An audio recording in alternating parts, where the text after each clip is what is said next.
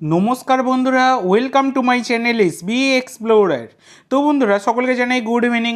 তো আজকের ভিডিওতে কিছু গুরুত্বপূর্ণ বিষয় নিয়ে আলোচনা করতে চলেছি। তো যারা চ্যানেলে প্রথমবার এসেছো অবশ্যই সকলে একটা করে সাবস্ক্রাইব করে দিও। সাবস্ক্রাইব করা সম্পূর্ণ ফ্রি, তাই যারা যারা ভিডিও দেখছো একটা করে সাবস্ক্রাইব করতে কিন্তু কেউ ভুলো না। তো বন্ধুরা, প্রথমেই যে আপডেটটা দিয়ে শুরু করব সেটা হচ্ছে AFC Asian cup qualifiers final round 2027-এর কিন্তু আজকে ড্র ছিল। সেই ড্রয়ের পর কোথায় পড়লো আমাদের ইন্ডিয়া সেইটা তোমাদেরকে জানাই। তো ইন্ডিয়া কিন্তু গ্রুপ সিতে পড়েছে আমাদের জাতীয় দল। তো সেখানে কিন্তু আমাদের ভারত ছাড়া রয়েছে হংকং, সিঙ্গাপুর আর বাংলাদেশ। তো ভারত ছাড়া অন্যান্য যে তিনটে দেশ রয়েছে তারা কিন্তু অপেক্ষাকৃত কম শক্তিশালী, সেটা কার্যত বলাই যায়। কিন্তু এবার দেখা যাক আমাদের জাতীয় দল কেমন পারফরমেন্স দেন। এবার সবথেকে বড় কথা তোমাদেরকে শিডিউলটাও বলে দিই। তো প্রথম যে ম্যাচটা রয়েছে আমাদের ভারতের সেটা হচ্ছে মার্চের 25, 2025 সালে। সেটা কিন্তু হবে বাংলাদেশের বিরুদ্ধে। সেটা আমাদের হোম ম্যাচ, আমাদের মানে ভারতে এসে কিন্তু খেলবে বাংলাদেশ। তারপর রয়েছে জুনের 10 তারিখ, এইভাবে কিন্তু হবে। তারপর অক্টোবরের 9 তারিখ। তো এইভাবে কিন্তু হবে, মানে বিশাল সেই বলতে গেলে 31শে মার্চ 2026 অবধি কিন্তু চলবে এই ফাইনাল রাউন্ড। তো এই হচ্ছে ব্যাপার, তোমাদেরকে জানিয়ে দিলাম সবটাই। এরপরে তোমাদের যেটা জানাবো সেটা হচ্ছে ডেভিড লালহানসাঙ্গাকে নিয়ে। তো এই ডেভিড লালহানসাঙ্গাকে তোমরা সকলেই চেনো, দুর্দান্ত প্লেয়ার। মোহামেডানের হয়ে গত সিজনে দুর্দান্ত পারফরমেন্স কিন্তু দিয়েছিলেন এই ডেভিড। তো এই সিজনে তিনি কিন্তু যোগ দিয়েছিলেন ইস্ট বেঙ্গলে। কিন্তু ইস্ট বেঙ্গলে যোগ দিলে কী হবে, সেভাবে তিনি কিন্তু গেম টাইম একদমই পাচ্ছেন না, সেটা বলাই যায়। আইএসএলের মঞ্চে ম্যাক্সিমাম টাইমটাই তাকে কিন্তু বসেই কাটাতে হচ্ছে। এবার বর্তমানে দাঁড়িয়ে মোহামেডান এসসি তারাও কিন্তু ব্রেস্ট ক্রাইসিসে ভুগছে, তারা কিন্তু গোল খরায় ভুগছে। তারা যে খেলতে পারছে না তা নয়, খেলছে, অ্যাটাক করছে, সব করছে, কিন্তু গোল আর করতে পারছে না। মানে জালের মধ্যে বল জড়ানোর পরিবর্তে তারা কিন্তু জালের বাইরে নিজেরাই জড়িয়ে যাচ্ছে। তো এই হচ্ছে ব্যাপার।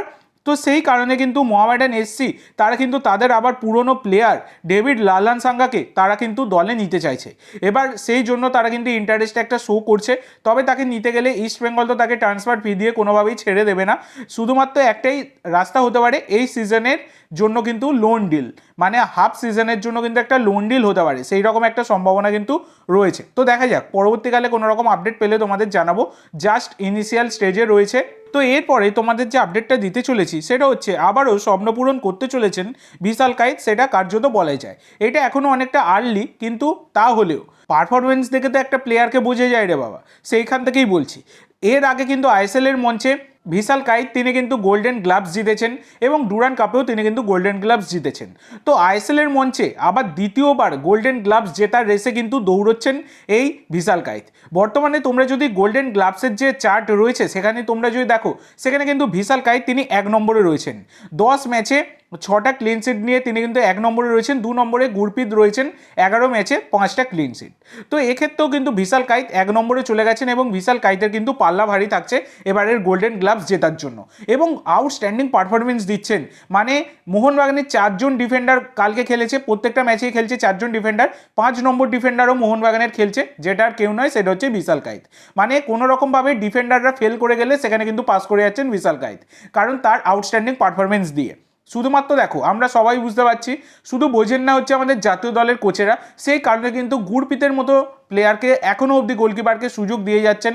অত ভুল করছে গুরপ্রীত, তবুও কিন্তু গুরপ্রীত তাদের কাছে সেরা গোলকিপার। তো বিশাল কায়েত ভালো পারফরমেন্স দিয়ে কিন্তু সকলের মুখে ঝামা ঘষে দিয়ে বুঝিয়ে দিয়ে যাচ্ছেন তিনি কী মানের গোলকিপার।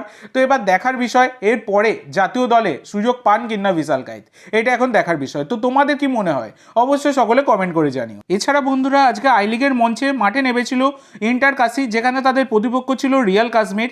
তো এই ম্যাচটা ইন্টার কাশি কিন্তু জিততে পারলো না, তারা ড্র করলো। তো 1-1 গোলে কিন্তু ম্যাচটা ড্র হয়েছে।